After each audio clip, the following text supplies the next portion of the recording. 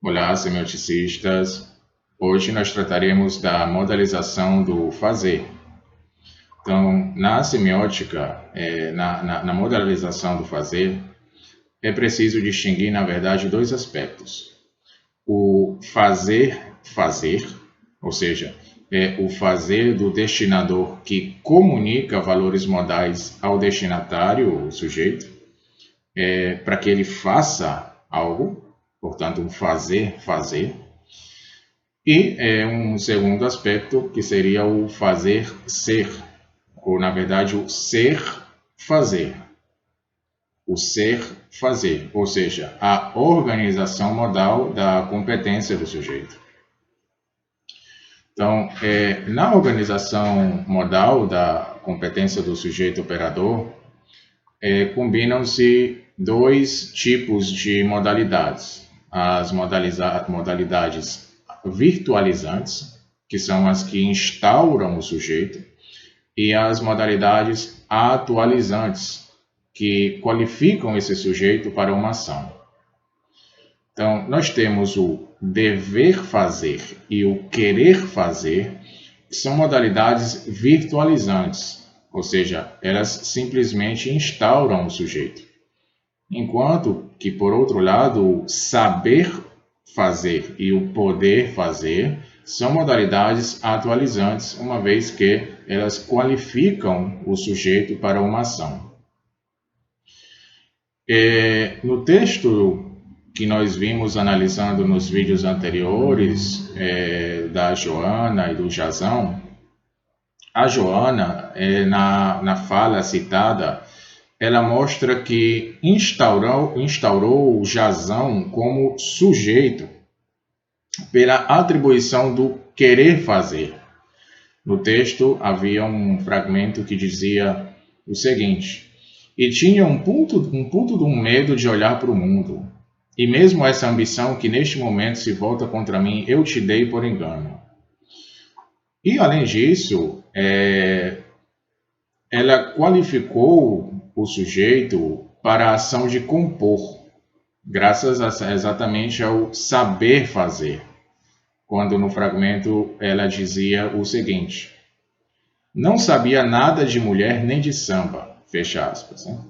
Então vejam como o sujeito Joana, ela qualifica o sujeito Jazão para uma ação de compor. Portanto, ela o qualifica através de um saber fazer, ou seja, ele não sabia fazer algo e passa a saber fazer.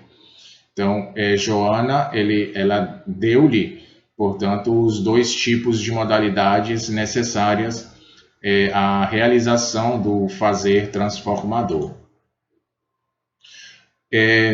Ainda tentando ilustrar essa modalização do fazer, no texto que nós vimos analisando, intitulado Psicanálise do Açúcar, a usina, e nesse texto, a usina e o Banquet modificam a competência do açúcar quanto às modalidades atualizantes, pois o açúcar ele já queria e devia adoçar, e além disso faltava-lhe o poder da purificação ou da refinação. Naquela crônica que nós analisamos de Cravino, que subiu à torre para denunciar algumas falcatruas do povo de Jacobais do Norte, naquela crônica intitulada Toda honestidade tem sua fita métrica, o destinador Cravino ele altera a competência do sujeito no que diz respeito à virtualização e leva-o a dever fazer, para safar-se da ameaça de desmascaramento.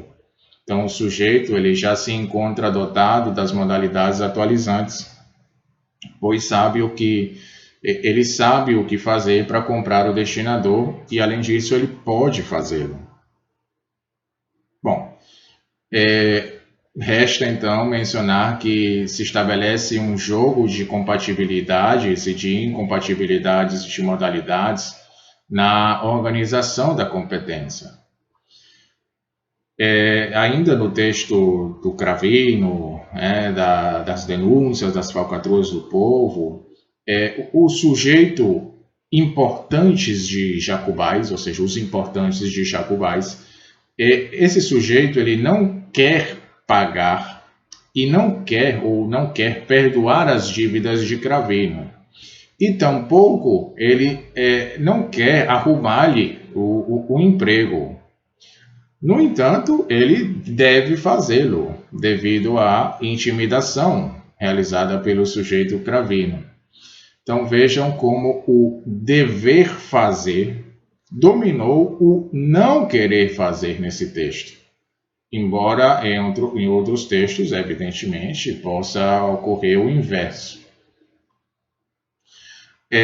Vamos tentar ainda ilustrar, para que fique talvez mais claro, a modalização do fazer, através desse pequeno fragmento da obra, do texto intitulado Testamento, de Manuel Bandeira, e que mostra, na verdade, muitas das relações entre modalidades compatíveis e incompatíveis. O texto ele diz o seguinte: o que não tenho e desejo é que melhor me enriquece. Tive uns dinheiros, perdi-os, tive amores, esqueci-os. Não, mas no maior desespero, rezei, ganhei essa prece. Vi terras da minha terra, por outras terras andei. Mas o que ficou marcado no meu olhar fatigado foram terras que inventei.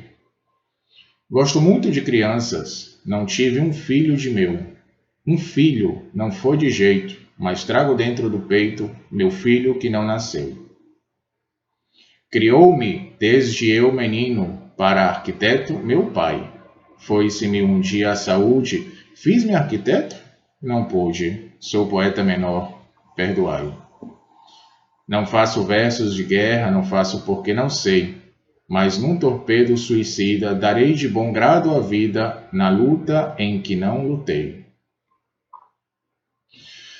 Bom, então, analisemos superficialmente as modalidades do fazer nesse texto e vejamos que há nesse poema incompatibilidades entre o querer e o saber ou o poder. Ou seja, o sujeito do fazer, na verdade, o sujeito ele quer fazer, mas ele não sabe ou não pode.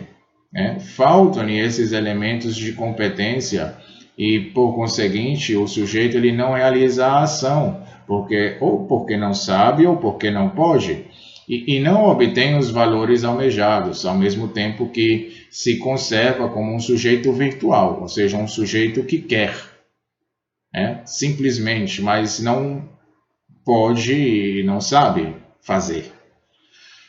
Então, o poema ele mostra, porém, que pelo fato de não saber fazer, por exemplo, no fragmento que diz: não faço versos de guerra, não faço porque não sei, ou devido ao fato de não poder fazer, por exemplo, no fragmento que diz: não tive um filho de meu, um filho, não foi de jeito, criou-me desde eu menino, para arquiteto meu pai, foi-se-me um dia a saúde, fiz-me arquiteto, não pude. Vejam que ele não pode fazer. Então, o sujeito virtual do querer, porque ele queria ter um filho, ele queria ser arquiteto, mas esse sujeito virtual do querer desenvolveu um outro saber e um outro poder, qual seja o de fazer na fantasia ou na imaginação, ou seja, o de criar poesia. E para isso não lhe falta competência.